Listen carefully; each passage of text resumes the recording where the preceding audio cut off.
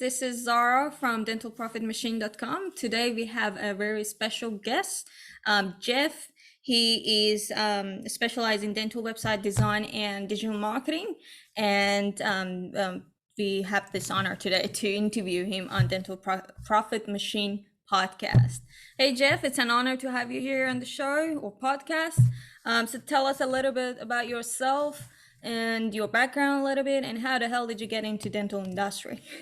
I kind of got tricked into it. I didn't want to be in the dental industry, and that was always kind of one of the pathways that was very much pushed on me as a kid. My dad was a dentist. His dad was a dentist.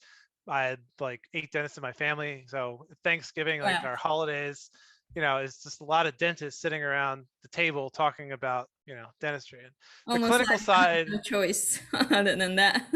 yeah, you're a Whole captive dentist. audience. Yeah. And so I was never really interested in the clinical side of it, but the business side of it always interested me. And so I would just sit around, the table for years and absorbing, all the problems and challenges that my aunts and uncles and dad were having. And eventually I decided to go into electrical and computer engineering. I mostly did software, and my dad wanted help getting on the internet. And so I made him a website, and then he wanted a new one.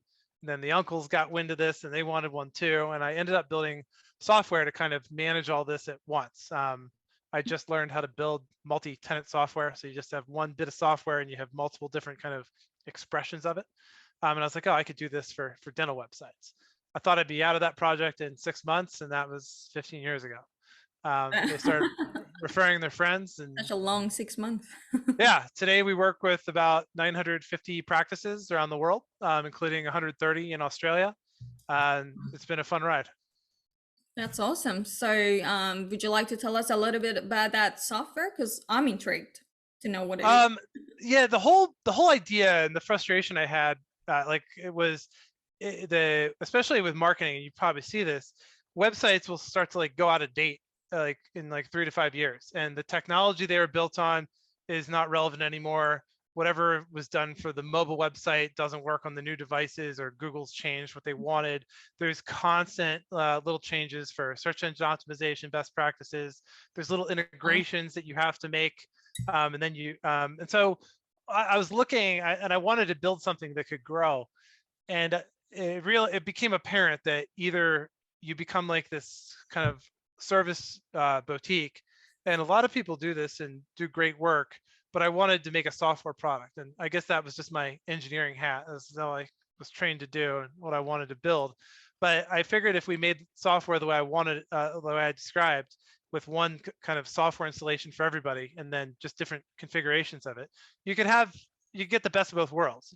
All the content could be unique, all the design could be unique, but the way that mobile sites were presented to Google, all the SEO technical specifications Google wants, the little features that would change, you could just turn them on and off, and you could just kind of build things at scale. And Tesla does this with their cars. Where autopilot's not working, well, okay, push out a new update, so we don't crash into that anymore. And we had the same approach. Oh, Google changed something. Okay, we'll push out an update to everybody. We did this during COVID, when completely unexpected, all of our clients across the world were given shutdown orders by their governments overnight, and we had to put up little. And then they were allowed to like open again, but for emergencies. And then, depending on the jurisdiction, like there was this like phased reopening. And so we rolled out a new feature for this display bar at the top. It was populated with default text, gave people instructions to change it, and the feature was done overnight, and everybody's in compliance, and we didn't have to charge anything for that. And so that's always been our philosophy. Is the company we're trying to build is sort of like dental websites as a service, where the service you're getting is your website will constantly be kept up to date technically. And then every couple of years, when your design is out of date, you just redo the design or pick a free one from our template gallery if one of those suits you. That's really what we're trying to deliver to the dental industry. And then we have a digital agency that does digital advertising, SEO, paid search, Facebook ads, copywriting, creative design on top of that as needed for clients. Cool. That's very interesting, especially if you have a larger scale of websites that you're managing, or the clients also have access to do those updates themselves. Is that right? Oh yeah, our interests are very much aligned. If the original test user for this was my mom, who I've always Okay. said, she would call me up and need help at the time. I'm sure she can do it now, like attaching a picture of the dog to an email to send to the kids, and like, oh look at, we took the dog for a walk. Mom things that now get posted to Facebook. But we wanted it to be easy for people like that who had no experience ever updating a website, but they could fill out a form, attach a picture from the homepage. So everything's built like that, and to literally test it on my mom. And if it won't work on her, we make it a little easier. The whole idea of that is we want people to have instant gratification to update their site, and then we don't have to incur the support requests because all our support Mm, is unlimited and free. So we've tried to align everybody's incentives that way. that's very interesting. I didn't know there is such a thing. So thank you for opening our eyes to this new option. I'm actually very interested to check it out later on. Does this software have any names? We've never really named it. We've just referred to it as the platform, or you know, our CMS. But yeah, maybe you can give us a good name. I called the company Great Dental Websites, and that kind of just stuck. I'm clearly not good at naming things, although it seems memorable Simple, enough. But simple things yeah, are better. hopefully. Yeah, so as of my understanding, it's not quite public yet. You're using it for your own internal team and clients, or it's available publicly too. Because Oh no, it's very interesting, this thing. Apart from dental industry, I think anyone mhm. could benefit from such features. To easy. We have a couple dozen clients that are outside dentistry. We had dentists refer like their CPAs. We have dental CPAs that use the platform. My wife is a mental health therapist. We modified the platform to help mental health therapists. So we have like, I think, 2 dozen therapists. We have an ophthalmologist, a couple attorneys, medical doctor, veterinarians. There you go. So the software has already been modified for, I think, like 7 or 8 different markets. But dentistry is just the core of our business, and where most of the IP and the thought lies. We do have clients that do everything themselves. Sometimes that I remember once calling a client, I can't remember why, but their front desk wouldn't let me talk to the doctor because they were like, no, Dr. Matthews, he updates the website himself. I've seen him do it. And I'm like, I know, but we make the software. Where he called me, I just calling him back. They're always very suspicious of people calling up about websites. So we do, and then there's a couple companies, small like IT shops that resell our services. So other companies use it. It's not it's not like GoDaddy where you can just go to the website, sign up with a credit card. You got to email us or call to get something set up. It's a little more technically complex, unfortunately. But we do have other companies that do it. We have clients that think we're a software company, not a marketing company. Cool. Yeah. Yeah, I asked too many questions about this particular one because I was interested myself particularly. So let's get to the actual website design for dentists. Let's get to dentists, Hmm. and hopefully we can share some golden nuggets and tips and tricks for them that are actionable, even the later ones, to give them some idea and inspiration, even if they Hmm. can implement it and see the results for themselves. So I've got some questions here, and I might have a few other questions just to expand the Yeah, fire away. conversation.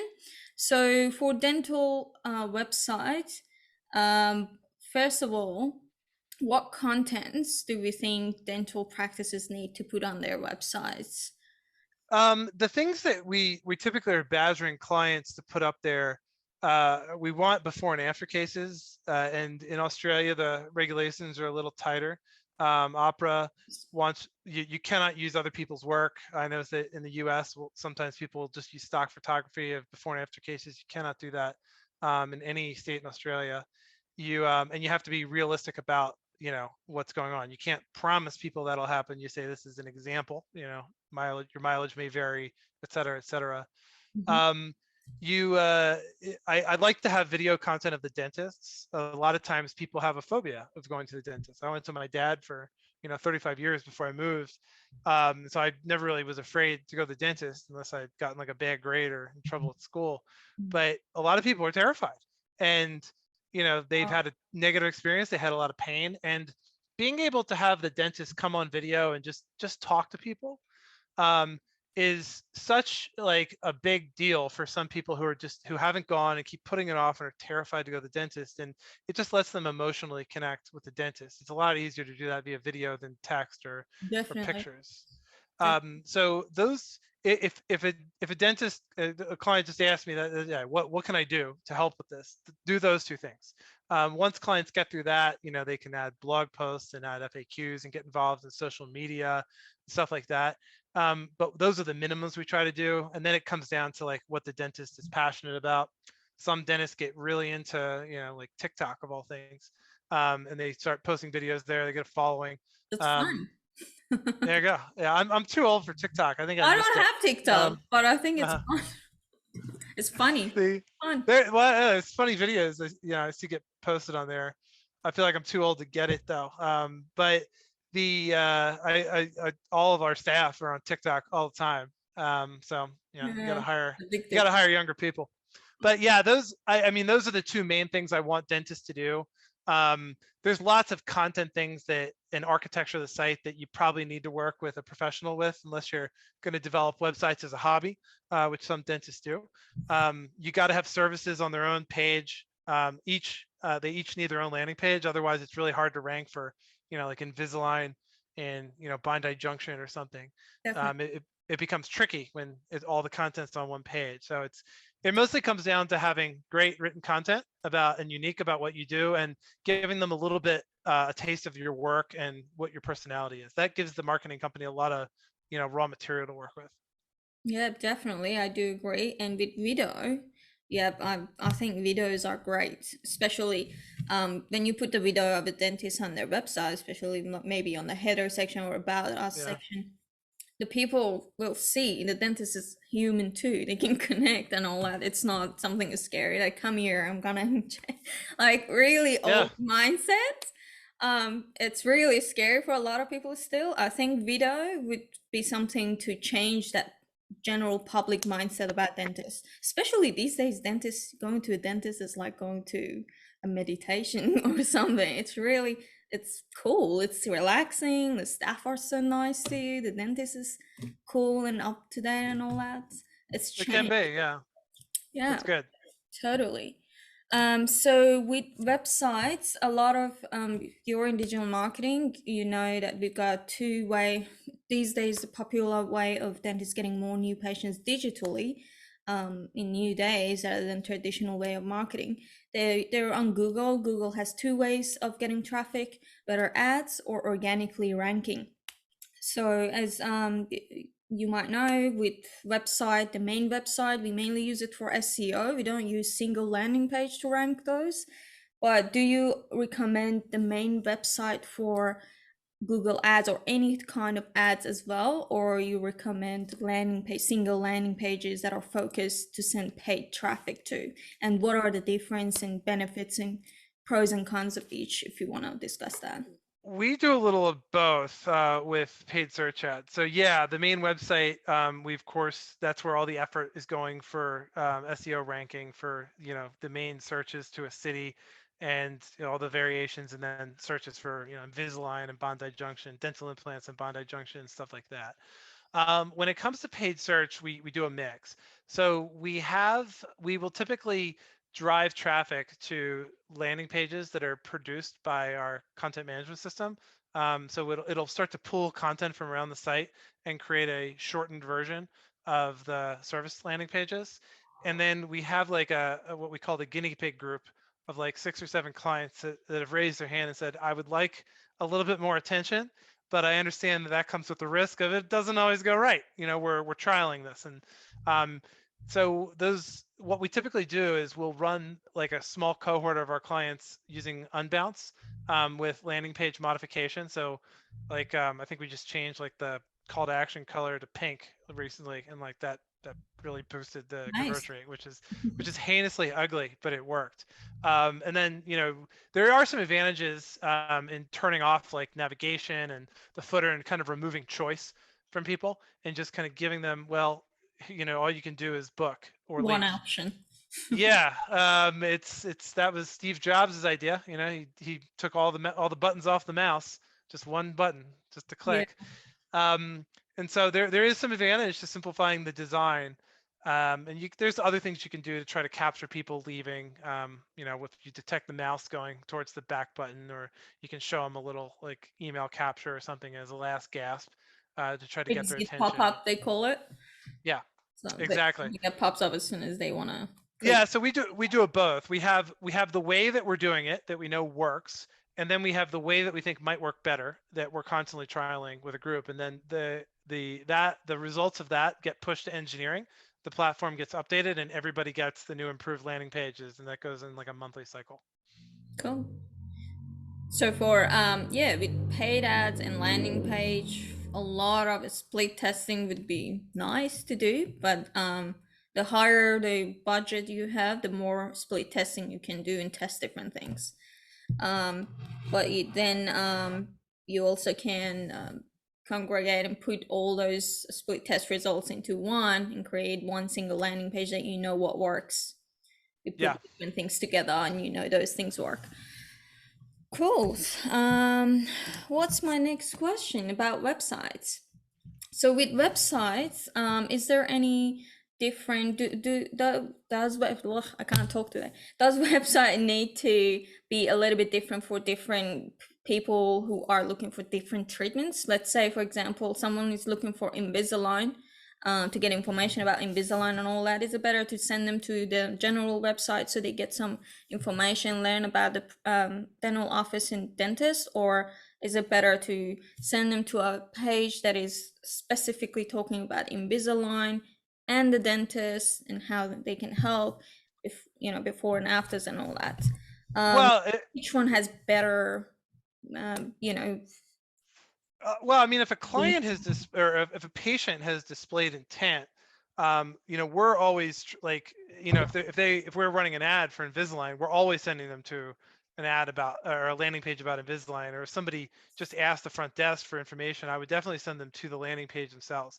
Um, and you know, they can always click the home page or something to get off it and learn more about the dentist. The way that we typically build landing pages will be, you know, kind of like the quick facts at the top, of like, oh, if you already know what you want and you want to book, great, it's right there. And then there's content to entice you and educate you and tell you about the benefits, why you would want this, how it's going to go, you know, call to action in the text. And then we have a bunch of related content. So bios about the dentist or oral surgeons or orthodontists in this case that may be performing the procedure. Then we'll show before and after cases. Um, in the jurisdictions when we can, we'll show patient testimonial videos. In Australia, you have to be very careful showing any patient testimonial videos that are talking about the clinical work. I mean, yeah, there are some lines, very narrow lines you can go down, if they're It's so talking about like, restricted in yeah, Australia. well, everyone's nice here, or like the office is clean. You might not be able to say that. I mean, it's generally no, unless you know this is our advice. You really can't touch the clinical side at all. Um, Yeah, you and can. then, you know, any before and after cases, well, I think I mentioned that, blog posts, FAQs. So we try to assemble, and our software will just do this automatically, all the relevant content that somebody might need in order to make a decision about Invisalign.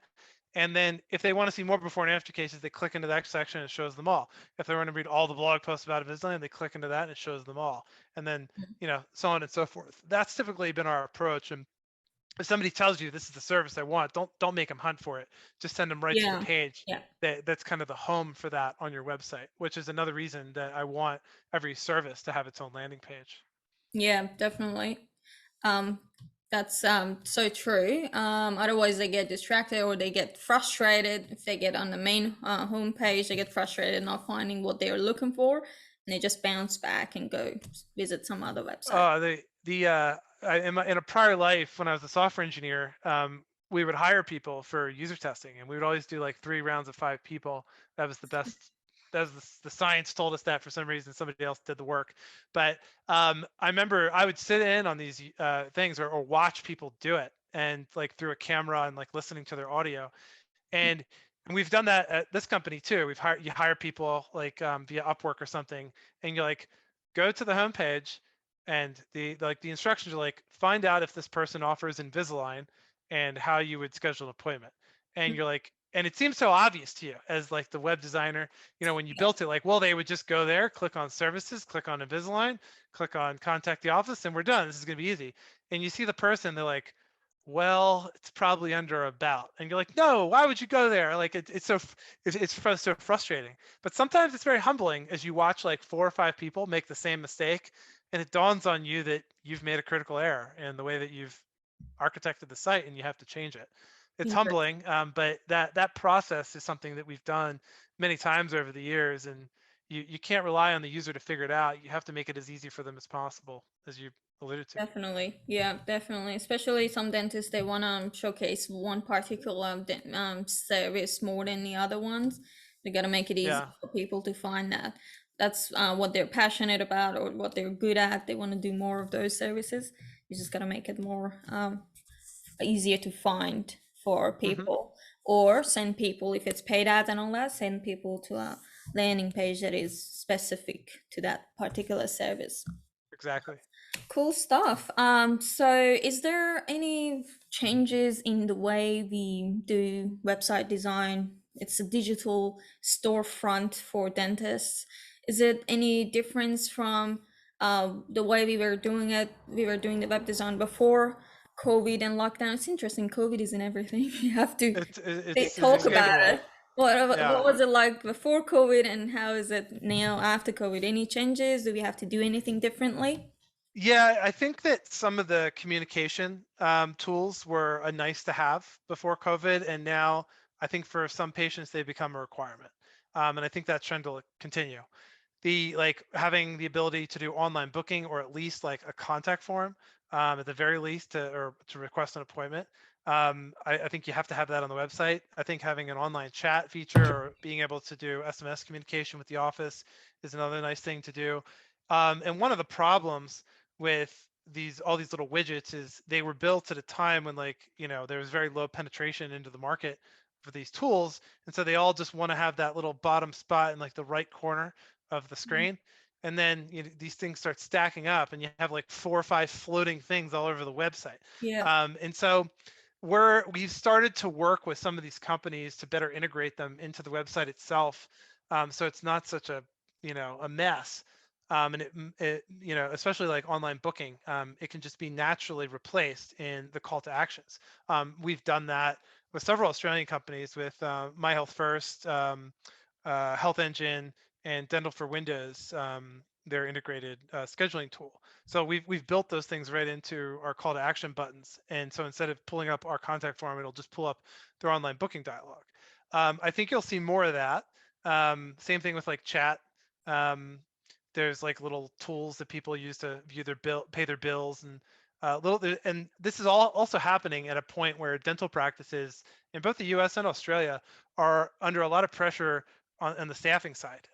It seems like every client we have everywhere has staffing problems, and people are resigning, people are turning over, Oh, and have big yeah, time. and They're reaching out to me to work for them. yeah, We need that, dental assistant, we need front desk, we need this. I'm like, yeah. I So don't, being able to like relieve your front desk of like some of these activities of like collecting bills, doing scheduling, like this just frees up time at a point where you can't hire somebody even if you want to, or if you do, it's going to be crazy expensive. So I think these tools are going to get a lot more attention the coming year or two. yeah, well, adding those online booking features and all that to free up staff time. And as you said, there Yeah. is a huge shortage, especially in Australia. But I'm not quite sure about US, but in Oh, there is Australia, a lot of people. same thing. Yeah, okay, yeah, I can imagine. So that feature is there to let people doing the self-service kind of thing to go ahead and book an appointment. It saves a lot of time, frees up staff time, and yeah, it's beneficial. But with chat, live chat and all that, or not even live, if it's just the generating chat, you can add those FAQ things when they open the chat bubble. There will be an FAQ, like 2 or 3 questions to guide them through written ones like, do you want to pay your bill, or do you have a question, you want to book an appointment, something like that, to make it easy. And booking an appointment, a separate button as well as in the chat, so you have multiple, you mention it multiple times somewhere that people can find it easily wherever they Yeah. look into, really. Yeah, you gotta go to them. Before, I think dentists were just complacent and we're like, just call the front desk and let them do it. But this people have become expectant that they can just pick up their phone and make accommodations, get food. Like we got food delivered for the first time during COVID to our house, like from the grocery store. We had never done that before pre-COVID, Yeah, and same. like lots of changes happens that I think people are gonna not want to change it. And being able to book an appointment online with your dentist, like that's easy. Why not just give them the option? You can still have them people call the Exactly. front desk if they need to, but Exactly. give them options. Exactly. True. Yeah, adding those extra options for those people who have um I don't know about young people, but I myself, I do everything online. I don't call. I Yeah, do everything online. It's just, yeah, I just get it done rather than getting on phone waiting for it to beep 5 times, someone pick up. I just yeah. get it done quick. Sometimes that can waste a ton of time having to sit on hold or be on the phone. Yeah, I agree. Exactly. So, that's that. And what was the other question I wanted to ask about this? Yeah, virtual consultation. That was another thing that came around during COVID and became more popular. What about virtual consultations? Do you think we should, or dentists should keep it even after COVID, Mhm. or we go back to in-office consultation, people coming, I would come to the office? I don't think that there's a lot to lose by leaving it up as an option, unless you notice that people who do virtual consultations don't seem to have the same level of case acceptance for some Commitment. reason. Yeah, I mean it is more of a commitment to come in and do it, especially if you're going to consider doing it right then and there, versus like, well, let me think about it and get back to you. People can forget, the pain can go away a little bit, and then they put it off for another 3 months. Sure. But I don't think there's anything to lose with having it as an option. Some people may just not have time to come in twice. They may just want the convenience of trying that, may feel like a little easier step. A lot of dentists have put infrastructure in to do it. It's already there. You already have a remote payment link to pay for it. So why Yep. take it away? Um, so I would still continue to leave it up. I have seen some of our clients take it down, just because there was no demand, and sometimes these tools that are HIPAA compliant in the U.S. or that are for healthcare practitioners are like 4 times the price of like Zoom or something. Um, Yeah. a lot of our a lot of our laws got waived for like telehealth during COVID though. There was a lot of laws around like going across borders, or things had to be like super secure, and they just kind of threw everything out the window the first week. Like, well, we'll figure it out later. And so a lot of those laws have stuck around, or have not come back. So if you have an option that is not costing you too much money, it's still getting a little bit of usage, and you're seeing conversion of inquiries to patients, so why not? Yeah, cool. Well, I agree with you to keep the option. But if a dentist, some dentists are super busy and they're happy to just take in patients that come into the office. They don't want to do the virtual one. And the other ones, they are open to trying new thing. And if you have a specific process, and you got to test and trial too sometimes with different processes, you might make filter people who are not committed or serious and all that, and just attend to the ones that are actually pre-educated and serious. They know the pricing, they know the process and everything based on the way we educate them on the landing page, on the videos and all that, and they actually are interested to get the initial information and find out whether it's a fit to go ahead. And it's with virtual, it takes lesser time, I think, and it's easier. You can quickly, it's easier for both way. Hmm. Whether in office, the staff or the team has to prepare things and all that, it's easy both way. But you gotta test to see if it works. Sometimes US is huge. I have clients in US, and every state, every city, people can behave differently. Mhm. Virtual consultation is not for everyone. Some Yeah, people, it might not work for them, and it's better to get them in office rather than virtual. So yeah. it all depends. You gotta test. What you said about test and trial is absolutely true. Just Mm, track the behavior of your patients and case acceptance for this, exactly. and just make sure it's working. You should be doing that with all these things. Same thing with chat. Like Yeah. if it's yeah, because every time you this is the dark side of this, or the other side of the coin, I guess I should say.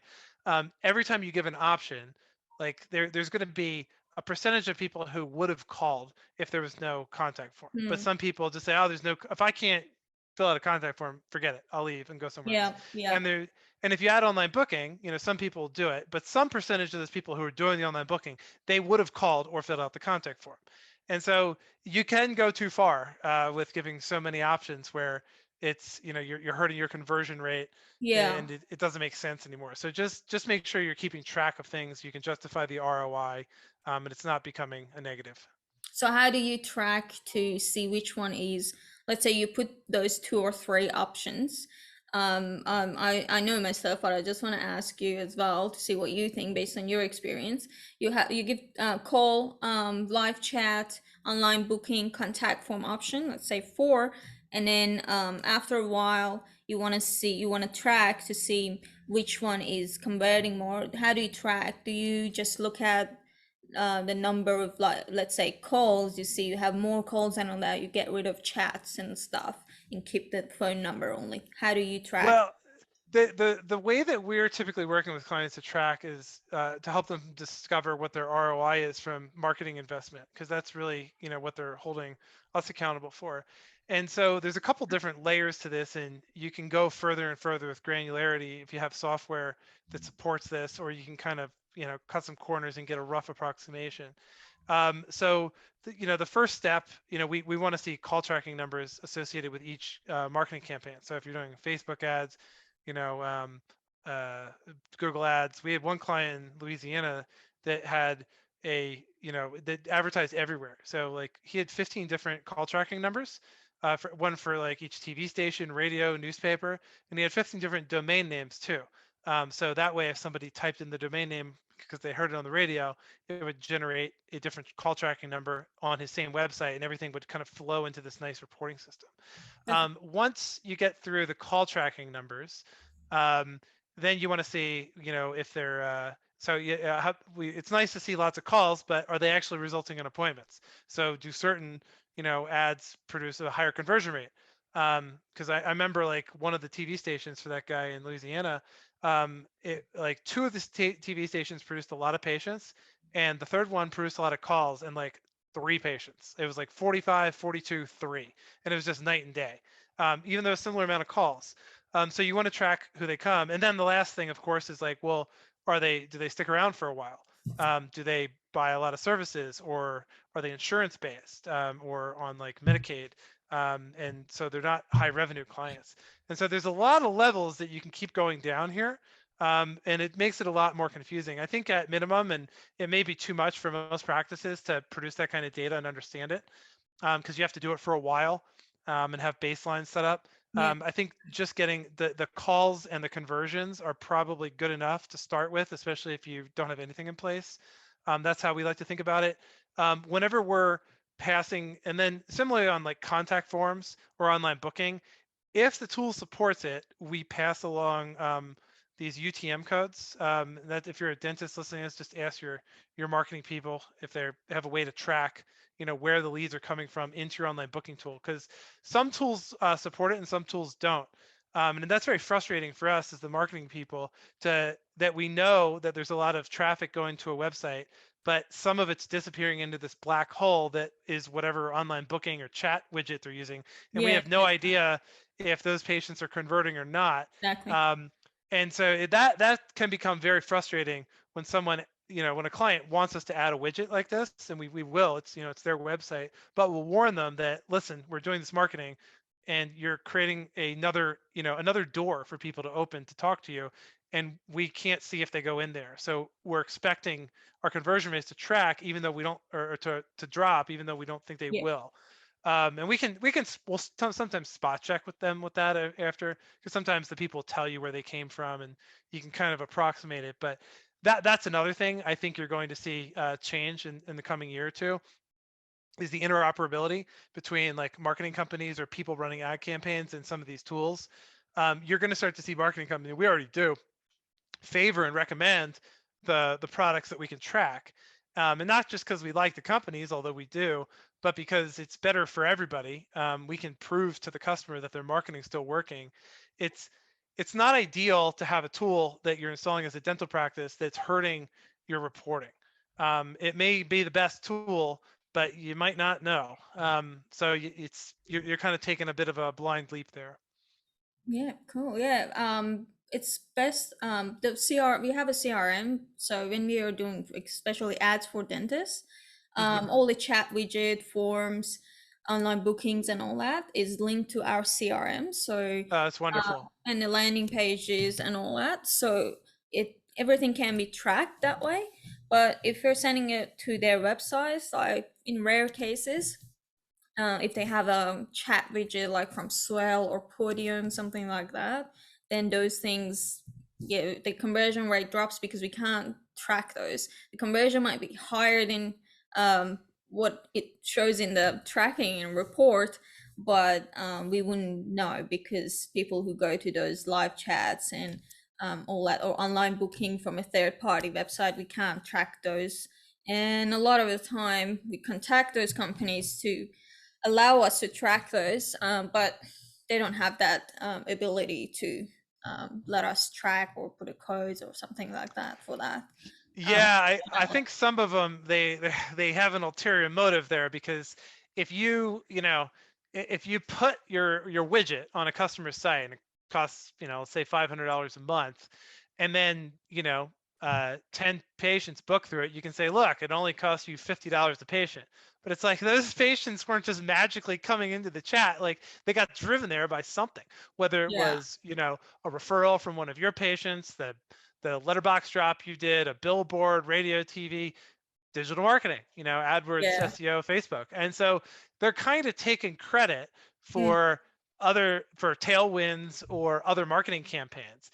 And I don't think they have a strong incentive to provide all the tracking there, because like I said before, like I do think those tools are convenient and they should be used, but I think they're oversold in some cases. And you have to be, and there's really no incentive for them to really connect the dots for the clients, yeah. because it starts to bring up some uncomfortable questions. Yeah, I can see a huge lack of tracking there. It's just a feature and gives all the features, but you can't track like the real conversion. Yeah. For example, like and also it's just a feature. They don't look. It's not comprehensive to see whether it's suitable for that particular dentist or not. I had a dentist. I was talking to him. He was in a 12 month contract with one of these companies. I wouldn't say a name. And was he was paying like 700 per month or something for that live chat. And I went ahead, checked Did his it website, come with anything else, or is it just live chat? team meetings and all that, live All chat, right. text messaging. There's things, same things that we provide as well as part of our CRM when we put a live chat on our clients' landing pages. But I went ahead and checked their website. They're only getting like 10 traffic per month, like 10 people per month or something, Oh my whereas their goodness. competitors having 7, 800, 1,000. I'm like, you're not even getting a traffic to use this 700 per month live chat there. It's a 12 month contract. So I really felt for them. I was Yeah. like, gosh, please check to see if this dentist is going to actually benefit from this, or if not, suggest them something else. Let them grow their traffic at the same time that they have live chat, or help them to grow their traffic, or refer them with something. Don't just sell that there saying, oh, this is really good. I really felt like that's so unethical to not consult them properly and check properly to see whether this feature, it's great, especially after COVID, as you mentioned, Hmm. but it's not going to be beneficial in that dentist case, especially. And Yeah, a lot of yeah, people want to sell things, and they yeah, don't but care. ethics? What about ethics? Well, you should be very careful if you're a dentist to sign such a long-term contract. Yeah, I mean, there is a rationale for signing a contract, and especially and I think the rationale is it's essentially looking at it as financing a lot of upfront work. So, and we don't do contracts, but we do charge for upfront services. Like if you build a website from us, we charge an upfront fee, and then yeah, there's no contract, and then it's month to month with the marketing. If you don't like it, you stop using us, and yeah, I think that aligns everybody's incentives. But there are, we have asked clients to sign a contract or at least commit to a period of work with us because they wanted to finance the work. So they're like, look, I have $1,000 a month as the budget for everything for marketing, mm-hmm. and the website's going to cost more. So can you just spread that out over 12 months for us? I'm like, oh, okay, great. So if there's a large amount of work that needs to be done up front, I think it's reasonable and where it makes sense. Like you don't want to pay me for 12 months to build you 1/12 of a website, and then, well, here's the other 12. Like you really want everything done up front so you can get the full benefit Yeah, immediately. And so I think in those cases, if you're financing it, a contract makes sense. But if you're installing a chat widget where it's like install the widget, add the logo, you're done. Like, where is the upfront work here? What is the justification and the need for locking you into a contract besides SaaS business valuations, like for that company? Like there's no reason for that. There's no upfront work, and it's just to do it. There's lots of options. Pick ones that won't force you into a long-term yeah, contract when yeah. it's a software product with a very short setup cost. Yeah, yeah, exactly. That's true.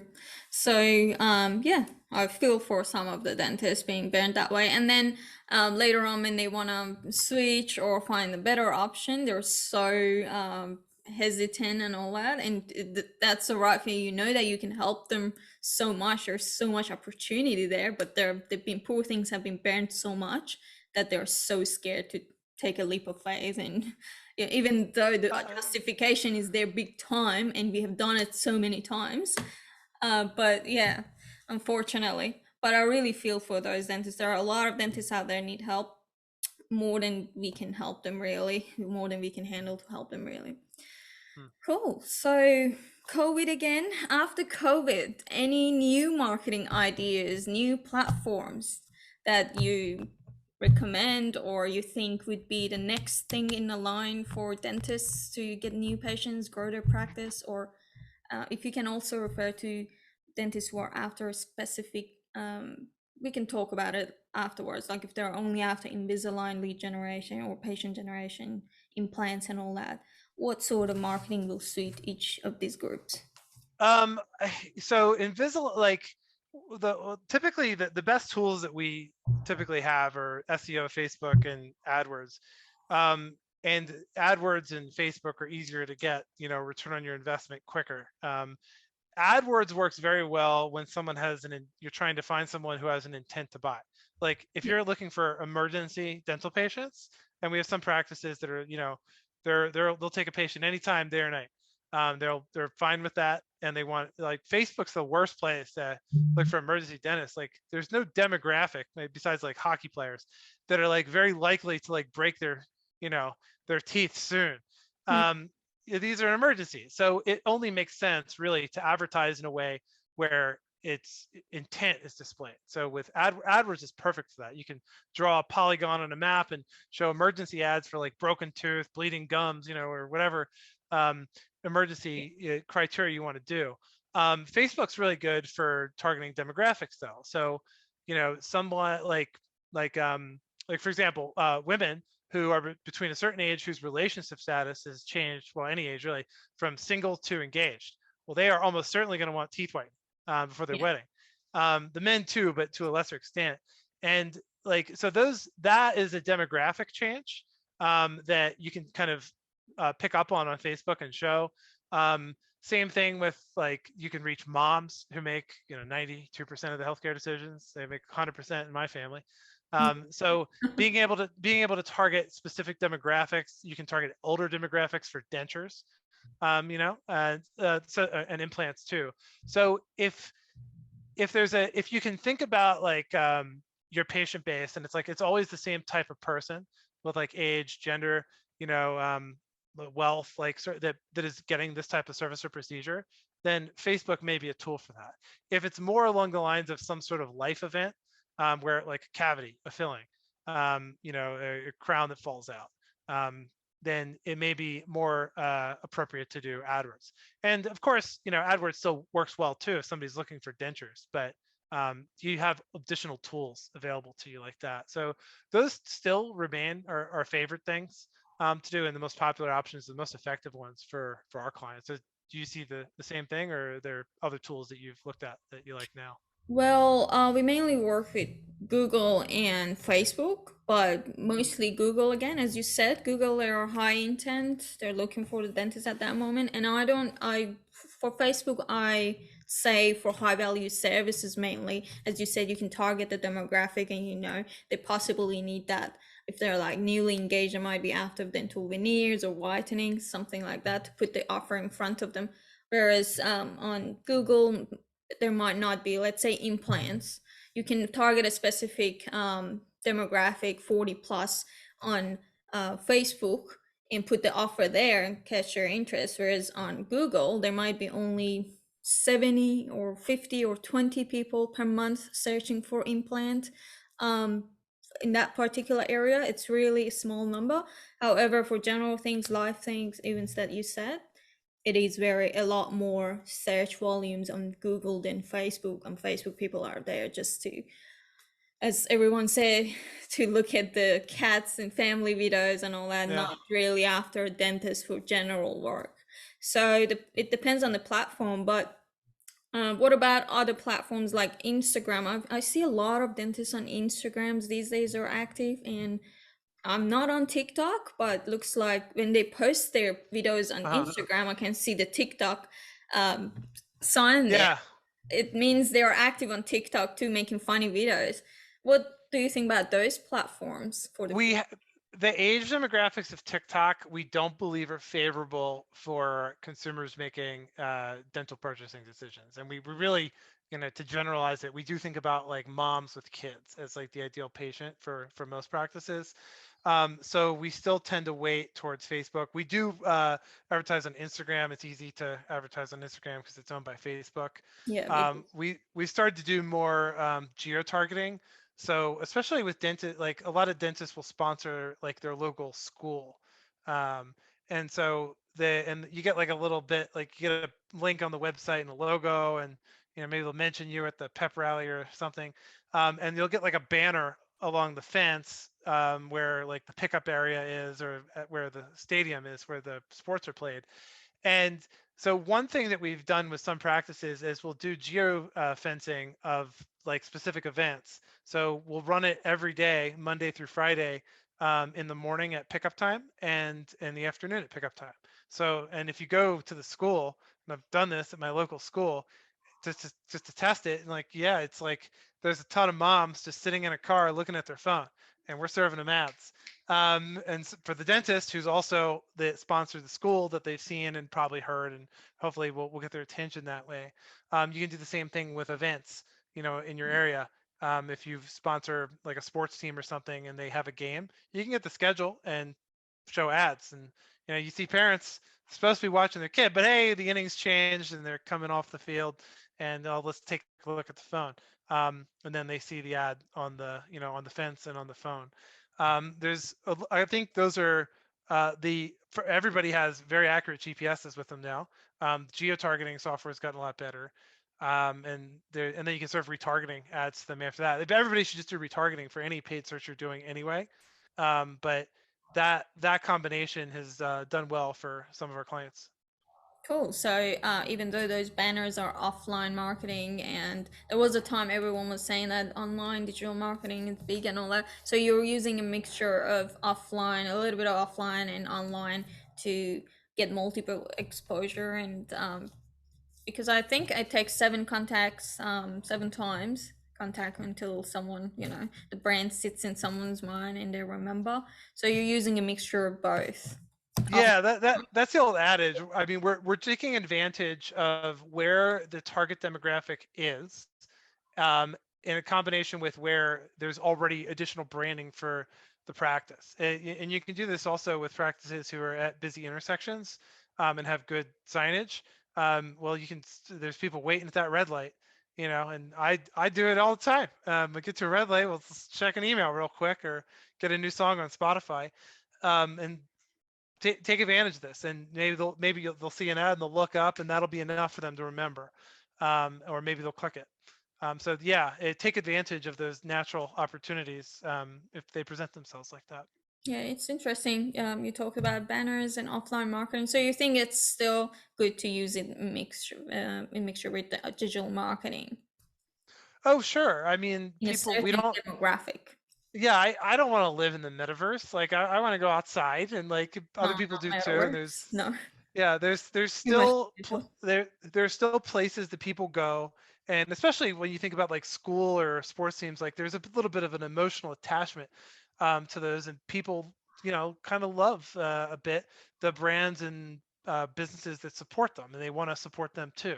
And so it's just an additional reminder of that you exist and that you're associated with where they are, and hopefully they'll make the connection. Good way of looking at it. That's true. What about radio marketing? And when you compare it to digital marketing, I think there is a huge Hmm. debate between whether we do radio and TV and digital marketing, which one is better. And with tracking, maybe back then they weren't tracking it very well, but these days, as you said, they can have different website address and phone numbers to track it. But Yeah. if you want to compare it, which one would be more profitable in a way that you don't spending so much for a small gain? Yeah, I mean, there's also podcasts now too, and sometimes if the podcast is about a specific city or section of a city, that might be a good deal. It might be interesting to check out too if you're a dental practice. Radio, we don't do a ton of radio ads, and typically the clients that do this have multiple locations, kind of all around where the radio broadcast can be received, because it's a little wasteful because if you think about like the big circle being broadcast by the radio tower, and like if you're only able to serve a small slice of that or a small section, it's like, well, you're just kind of blasting your advertisement out to all these people. And does it really make sense to advertise to people who are just too far away and are never going to come Yeah, to you? yeah, But if you have multiple locations in a city, if you are in like a more rural area and you offer some sort of specialty or implants, or you have a CEREC machine or some reason that someone might drive a little further to see you, well, then it starts to make sense. And like you said, you got to have a tracking number. And we would also recommend a tracking domain name. So if your website is like drzara.com, we would just say, we'll get zarasmiles.com too, and then we'll just talk about zarasmiles.com on the radio with that tracking number. We forward everything to the main website, and so it all just kind of fits together and is tracked properly. yeah, yeah, true. That's cool. Yeah, exactly. I didn't think about multi-location because radio can cover a bigger area. But if you have multiple locations, yeah, that can be beneficial that way. Yeah. Then you can get a lot more exposure for your investment and benefit from it. And more people get to know your brand and dental practice that way. Yeah, I feel the same way about print and like in newspapers and TV. It really, I think, is ideal under those conditions I described, the rural area with something special, or multi-location urban practices. Yeah, I don't know if dentists check that if they're doing those type of marketing, but they can always ask for those TV, radio, or newspaper demographic and lace, like how many people, where they're located, getting those data and statistic and see if it's a good target to invest in marketing with those platforms, I reckon. Hmm. Cool. Any other things that you'd like to share? Any golden tips, nuggets, things that dentists can take away and benefit from it?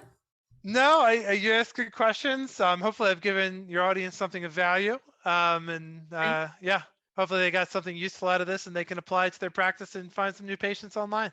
Yeah, we definitely covered from different types of marketing from offline to online. It wasn't just online, which was good, and some Hmm. good views on even offline ones and who can benefit from it and how to check if it's a good way of marketing or not. So yeah, it was pretty comprehensive. It wasn't just digital. All right, Yeah. thank you so much, Jeff. Thanks for sharing all the information and all the tips. And it was an honor to have you on Dental Profit Machine podcast. Well, thank you, Zara. Thank you for having me. Cheers. Have a lovely day or night. See ya. Thank you.